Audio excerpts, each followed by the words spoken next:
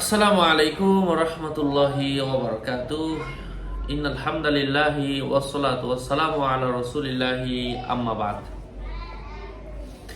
সম্মানিত দর্শক শ্রোতা, প্রিয় ভাই ও বন্ধুরা, আজকের এই ভিডিওতে আলোচনা করব স্বপ্নে কান দেখলে কি হয়। আল্লামা ইমাম ইবনে সিরিন কি উল্লেখ করেছেন, আলোচনা বুঝতে সাথেই থাকবেন। যারা এখনো চ্যানেলটি সাবস্ক্রাইব করেননি, সাবস্ক্রাইব করতে ভুলবেন না। এবং আমার ভেরিফাই চ্যানেলের ডিসক্রিপশন বক্সে ক্লিক করলে আমার পেজ এবং আইডি লিংক আসবে। এটা ছাড়া আলাদা অন্য কোনো পেজ নেই, আইডি নেই, ইমো নেই, হোয়াটসঅ্যাপ নেই, টিকটক নেই। সাবধান, নাম ছবি দেখে বিভ্রান্ত হওয়া যাবে না।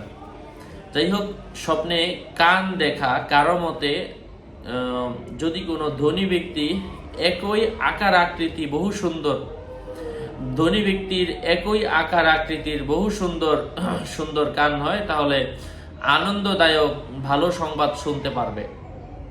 যদি একই আকৃতির ব্যক্তির কান সুন্দর না হয়, তাহলে দুঃখজনক সংবাদ। কানে দুটি চোখ দেখলে সে অন্ধ হয়ে যাবে। যা কিছু চোখের দ্বারা দেখবে, শ্রবণ শক্তির দ্বারা তা অনুভূত করবে। কারোর মধ্যে অধিক কান দেখা ওই ব্যক্তির জন্য শোভনীয়। সে চায় মানুষ তার অনুগত করুক, যেমন বাপের জন্য ছেলে মেয়ে, স্বামীর জন্য স্ত্রী, মালিকের জন্য শ্রমিক কর্মচারী, শিক্ষকের জন্য ছাত্র ইত্যাদি।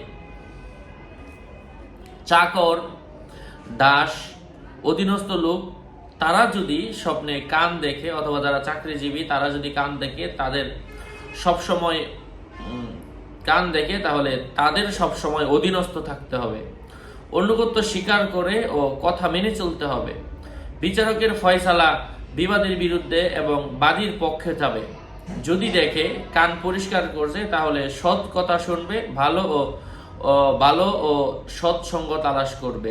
ব্যস্ত থাকলে সফরে কান বড় দেখা বা অলংকার আদি ও মণিমাণিক্য দ্বারা শ্বাস সজীব দেখা মেয়ে ও স্ত্রীর বিলাসী জীবনের আলামত। ঘটনা: জৈনিক ব্যক্তি স্বপ্নে 12টি বা তার থেকে বেশি কান দেখলো।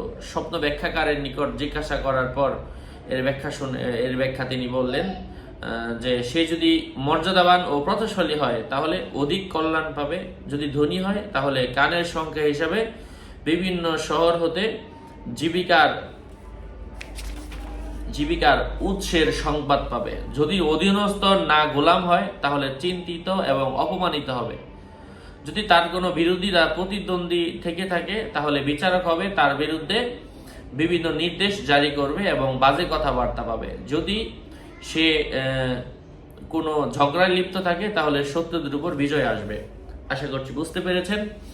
আরো আপডেট পেতে সাথেই থাকবেন। আপনাদের মঙ্গল এবং দীর্ঘায়ু কামনা করে এখানেই শেষ করছি। আসসালামু আলাইকুম ওয়া রাহমাতুল্লাহি ওয়া বারাকাতুহু।